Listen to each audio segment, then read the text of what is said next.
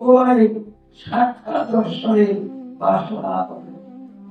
আমরা দেখি তিনি ভগবান শ্রী শিব ঠাকুর, তিনি কৈলাসে যার বছর তিনি কি করেন, তিনি পঞ্চমুখে সর্বদাই হরিনাম কীর্তন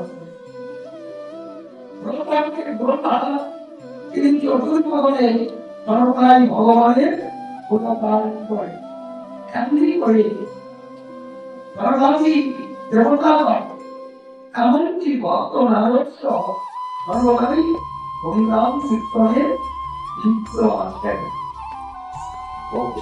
ভাগবত বলছেন এই যে তারা সাধনায় লিপ্ত আছেন, এই সাধনায় যারা সিদ্ধি লাভ করেছেন, তারা কি ভগবত দর্শন করতে পেরেছেন?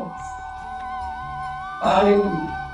তো তারা সাধনায় কখনো অঙ্গ নেননি। জয় রাধে। কেন? আর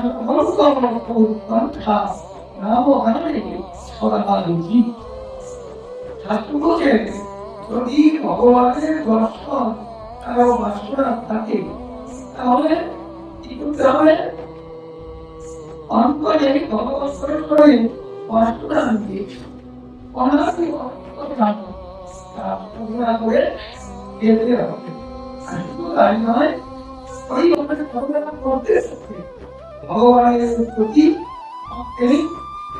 আনন্দ উদয় হবে। আর